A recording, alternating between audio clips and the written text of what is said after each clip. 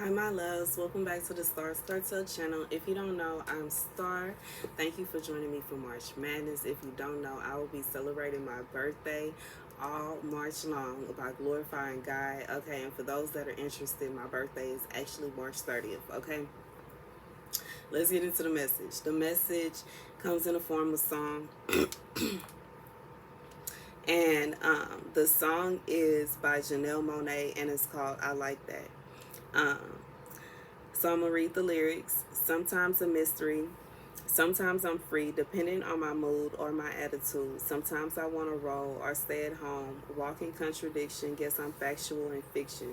A little crazy, a little sexy, a little cool. A little rough around the edges, but I keep it smooth. I'm always left of center, and that's right where I belong. I'm the random minor note you hear in major songs, and I like that. I don't really, if I was the only one who likes that. I never like to follow all around. The chase is on. Okay, and then oh me, oh me, oh me, oh my. Okay, that's the song. I love he, yeah. But anywho, this song is kind of like her saying that she loves who she is. Like she is basically saying, I love me to the fullest extent. I really don't care if you don't like me. I don't care if somebody else don't like me. I don't care how nobody else feels. I am comfortable with me.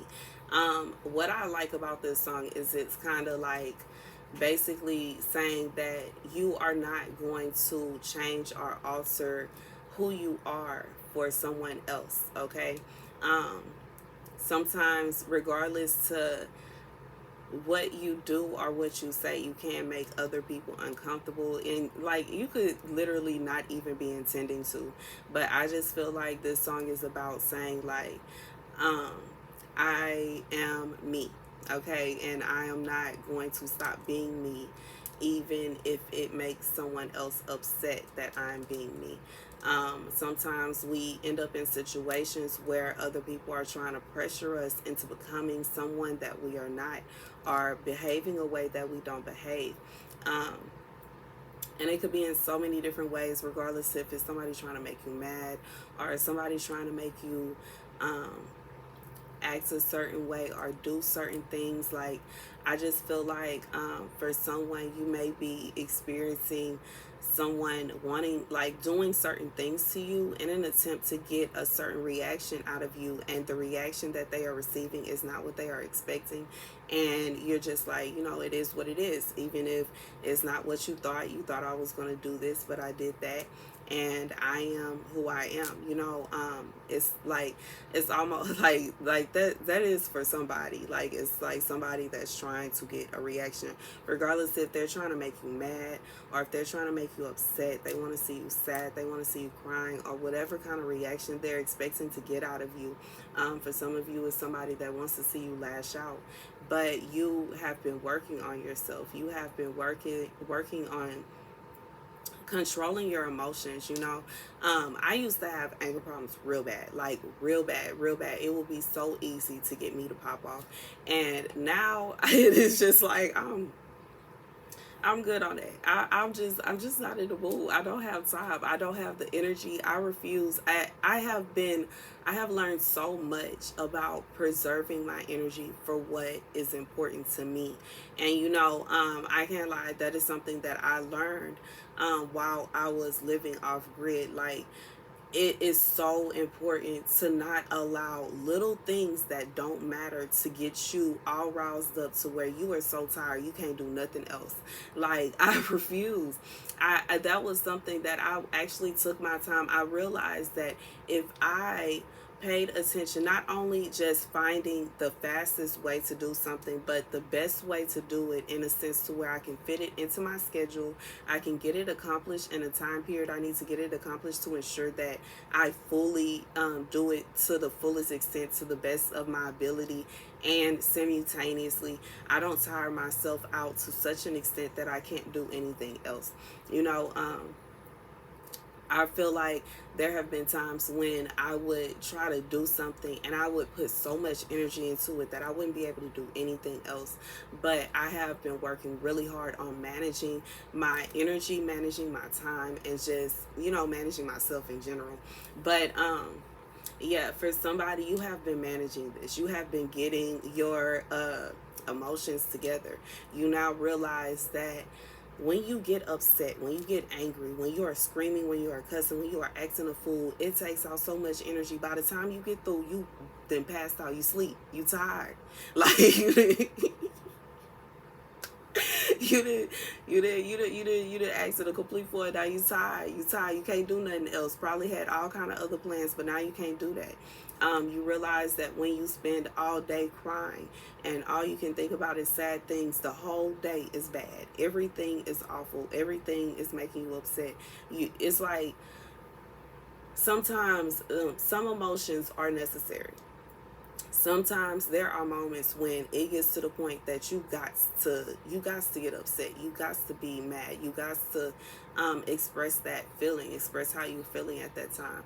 And then there are sometimes when um, you are really sad, like when your heart is truly in mourning, and you need that. Crying is good for the soul. Crying helps us to release a lot of things. So sometimes it is okay to have to take a day and just cry. Sometimes it's okay to have to take a day and just be upset. And then there are the other times when um, you getting upset, when especially if somebody is trying to purposely make you upset, purposely trying to ruin your day, purposely trying to make you angry in an attempt to ensure that you don't do certain things that you have to do in that day, or so that you aren't able to carry on with your day the way you normally would. And I just feel like God is saying you are doing a great job at distinguishing the two. You are doing a great job with being comfortable with you. Wherever you are in life right now, whatever space you're in right now, you find a way to be happy. I'm thinking about that movie, not the book series, Lemony Snicket's series of unfortunate events, how the Baudelaire children, yes, I used to read books as a child. I also watched the movie and a little bit of the series. But anywho, um, how they had this thing where their parents told them as long as they were together and they were comfortable and they were able to make each other happy, they were home. Okay. And although so many bad things were happening around them all the time, but no matter what, they felt like they could make themselves at home. And I, for one, I know how that feels to, no matter what, that you can make yourself feel at home, like no matter what you have going on, whatever's going on in your life around you. And I just feel like someone has been doing very well with keeping themselves happy, with keeping themselves in good cheer, with keeping themselves in good spirits, although there is so much going on around, regardless to what you could be stressed about. Because your girl, I got so many things that like need to be done. Like so many things. Okay, like I need a car, I need an office, I need an actual house. Like I need so many things. And then along with the little things of bills and food and all this other stuff, like, and then trying to plan my birthday, and then trying to plan my wedding, and then trying to plan all kinds of little stuff. Like it's so much stuff just sprinkled around, and I am trying to maintain it and also tell myself at a constant start, you are not Superwoman. You gonna be able to do 5 things on that list. Okay, you may be able to push it for 8. You know what I'm saying, if you strategize it the right way. But I'm not about to stress myself out, because I now realize that there are a lot of times in life when there are so many things going on around us that we can allow ourselves to feel stressed out. We can allow ourselves to feel overwhelmed, and then we just completely shut down, and guess what, nothing gets done. So I would prefer to be okay with making a step each day, like every time I get a chance, making a step forward, making a few steps forward, instead of overwhelming myself with thinking that I have to do all 20 things at the same time. So let's get into the scripture, y'all. Okay, the scripture comes from Proverbs 4. Listen, my sons, to a father's instruction. Pay attention and gain understanding. I give you sound learning, so do not forsake my teaching. For I too was a son to my father, still tender and cherished by my mother. Then he taught me. He said to me, take hold of my words with all your heart. Keep my commandments, and you will live. Get wisdom, get understanding. Do not forget my words or turn away from them. Do not forsake my wisdom, and she will protect you. Love her, and she will watch over you. The beginning of wisdom is this: get wisdom. Though it costs all you have, get understanding. Okay, so God is saying for someone, this is very wise of you. I even hear this is very big of you to gain wisdom and gain understanding. Sometimes, like, we in nature can be very repetitive, and I'm saying that repetitive as in this is something that I feel like you have been through before. You have been here before, you've seen that, you've done that, and you gained wisdom from that experience. Regardless if it happened once or multiple times, you have gained wisdom from that experience. And regardless to if it's the situation where there's someone that is deliberately trying to do things to upset you, you gain wisdom from that experience. You understand that that is what they're doing. There are some people that literally get off on making other people upset. There are literally people that get happy, get excited to see that they have made someone else angry or hurt someone else's feelings. Hold on, y'all. Okay. That, like, that is a thing. And it's even like, if you want to get into the narcissist will gain a lot of energy. They will gain kind of like a charge off of seeing that they have pissed somebody off, or that they have made somebody upset, or they have angered someone. They get energy off of that.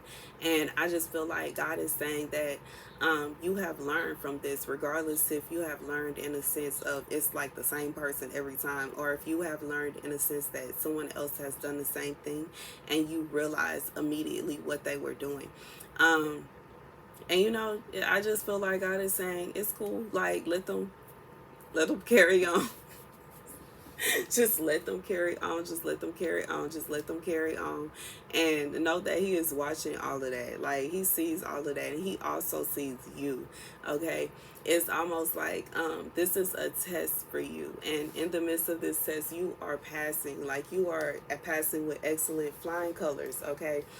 Because even when things like that happen to us, a lot of times it's God allowing it to happen to see how we react and to test us and to see if we are ready for the next level. Because you always know, new levels, new devils. It's always going to be something going on. It's always going to be something popping off. It's always going to be somebody with some kind of issue or some kind of problem that is headed to your door. Regardless if it's bills are constant. Regardless to if it's like having to eat, we have to eat every day. We have to feed our bodies on a daily basis. We have to work. We have to do so many different things. And God is saying, like, do the more that you can handle, the more that he can give you.